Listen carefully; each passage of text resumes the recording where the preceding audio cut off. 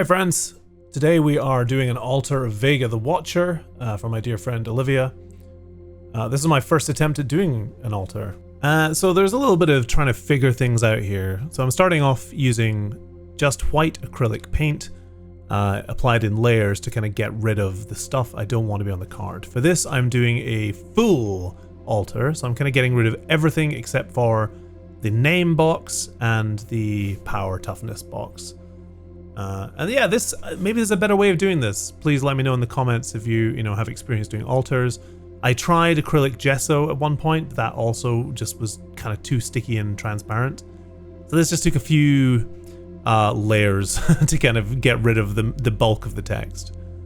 So once that was done, I came in here with pencils and started sketching out my composition. Now I did have a couple references for a snake here, just to get the sort of twisting correct. It was actually a couple of different snakes I looked at. I've got them on my second monitor just to kind of have something to work from. It's always a good idea with any kind of drawing, painting, anything to have strong reference if you're trying to create something semi-realistic. This is something I talk about a lot with my students. Obviously working from imagination is really good, but you also want to have something real to look at when you're doing it, so that you're creating that sort of semi-realistic look with the end result. Now the paints I'm using here are acrylic. I just have a kind of standard set really that I use. Nothing too exciting, really just like a single blue, white and black of course, burnt sienna, a warm brown. I kind of prefer mixing paints rather than using stuff just straight out of the pot.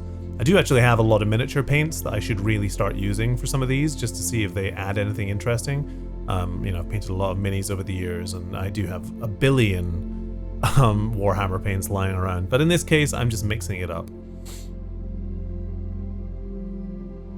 So at first, we're really just using kind of big strokes, big chunky paint strokes to kind of block in the main colors. And I'm trying to match the mood I went for with the original painting of Vega, which is a lot of these kind of grayish blues mixing in with sort of warm grays, a little bit of brown kind of coming in there, little sort of yellowish hues, just to add some color variety to the piece.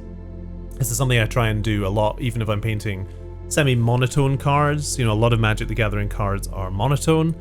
Blue cards are blue, black cards are black, but that gets really boring really fast. For both the artist and the viewer. So I like to bring in warmth for contrast. Now, what sort of abomination are we creating here? If you know any of my art, I love Furbies for some reason. I think they're just inherently creepy. And doing an altar of Vega where it turns into a Furby was something that Olivia had requested. She'd suggested a long Furby, and I was more than happy to do that.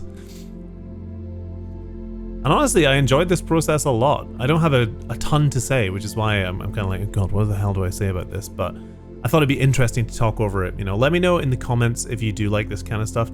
That's not like a generic, hey, remember to like and subscribe. It's like a genuine, what do you want to see out of videos?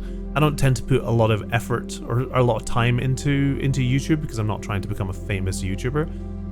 But I do really like to share my process for people, so that maybe they get something out of it. So if you are getting something out of this and you'd like to know more, maybe you'd like to see more of these kind of altars or more of these artist proof paintings that I'm doing at the moment for clients, do let me know.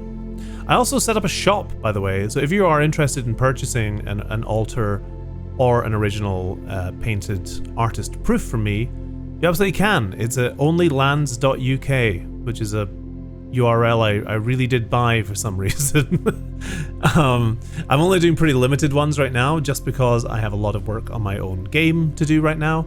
But this does help pay the bills. So, if you are interested in getting an original from me, that has not previously been a thing I could do, but now I'm trying to offer it, in limited numbers. And I love doing this. This is so much fun. Like, I don't know why I've never really done this before.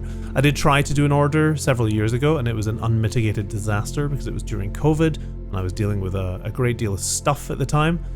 And I ended up having to refund everyone, and it was a goddamn nightmare, and I hated myself for that. So, yeah, a bit real on the timeline here, but it's true. Trying to get back into this and make it more of a thing, and like actually make sure that people who order from me are getting what they wanted, and that they're getting, you know, an original painting that is actually detailed and good, is really like a key focus of mine right now. And, you know, what better way to celebrate that than by painting a freaky bird snake with a Furby face. The dream. I was at Command Fest Birmingham last year, and the only kind of sketches I offered there were terrible pen drawings of Furbies, because I just get too nervous to like come up with original designs in front of people. It was my first attempt at doing you know, a con, essentially, like a magic con. Somehow I've never gone to one of these things before, because I'm quite anxious, honestly. Like I find I get quite anxious drawing in front of people. I always have. And even though, you know, I've been a bloody professional artist for 17 years now, like that's when I started getting my first serious work. Yeah, I still can't draw in front of people. Don't know what that is.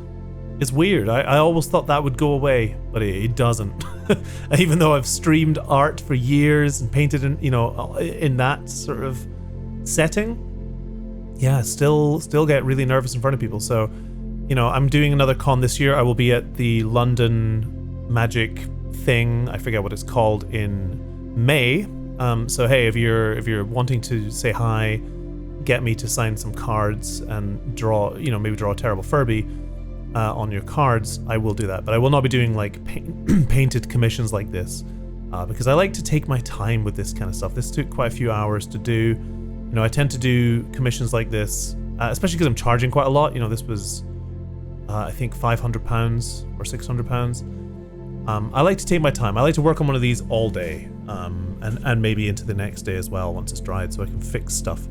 Because again, I'm really interested in trying to make these really good, make them really special.